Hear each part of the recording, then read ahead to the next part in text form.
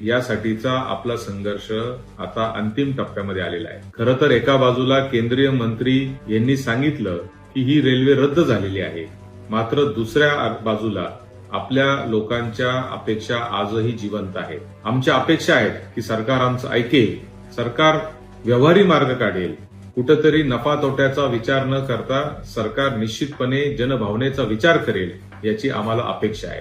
आणि म्हणून सरकारला जाग करण्यासाठी 9 ऑगस्ट रोजी एक चक्काजाम आंदोलन संपूर्ण नाशिक पुणे महामार्गावर करण्याचा निर्णय आज सगळ्या लोकांनी घेतलेला आहे। खरं तर हे आंदोलन कोणत्या पक्षाचं नाही, कोणत्या राजकीय नेत्याच्या नेतृत्वाखाली नाही, हे जन आंदोलन आहे। याच्यामध्ये सामान्य माणसाने देखील सहभागी झालं पाहिजे, कारण रेल्वे सारखे जे प्रकल्प असतात ते 100 वर्षातून एकदा होत असतात। आज तो प्रकल्प जर आपल्या इथून निघून गेला तर निश्चितपणाने पुढच्या 100-200 वर्ष अशी रेल्वे पुन्हा एकदा आपल्याकडे होणार नाही, किंबहुना ती कधीच होणार नाही। आणि आजच आपण पाहतो की नाशिकहून पुण्याला जायचं असेल किंवा पुण्याहून नाशिकला जायचं असेल तर कशा पद्धतीचा प्रवास आपल्याला करावा लागतोय। 2-2.5-3 तासाच्या रस्त्यासाठी आज 6-7 तासाची ट्रॅफिक आहे। रस्त्याची अवस्था खराब झालेली आहे। या संपूर्ण परिसरातले मुलं आणि मुली नोकरीच्या निमित्ताने, व्यवसायाच्या निमित्ताने, कामाच्या निमित्ताने पुण्याला जातात किंवा नाशिकला जातात। त्या शहरांवर देखील आता फार मोठा ताण पडत चाललेला आहे।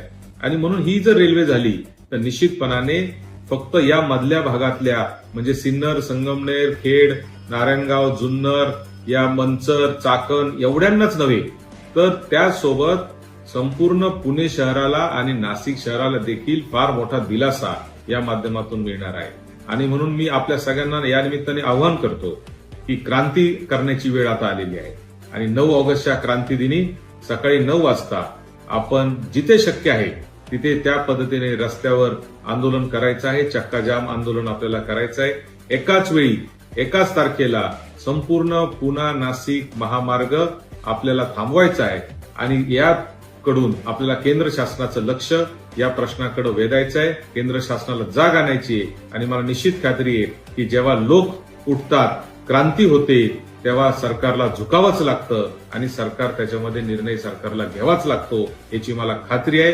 आणि म्हणून पुन्हा एकदा आपल्याला आवाहन करतो, कोणत्या पक्षाच्या बॅनरखाली नाही, कोणाच्या राजकीय नेत्याच्या नेतृत्वाखाली नाही, आपण सगळे मिळून सामान्य माणूस म्हणून आपण सगळ्यांनी यावं। हे आंदोलन कोणा एकट्या दुकट्याचं नाही, हे आंदोलन भावी पिढ्यांसाठी आजच्या लोकांनी केलेलं आंदोलन आहे असं याला समजायचं आहे।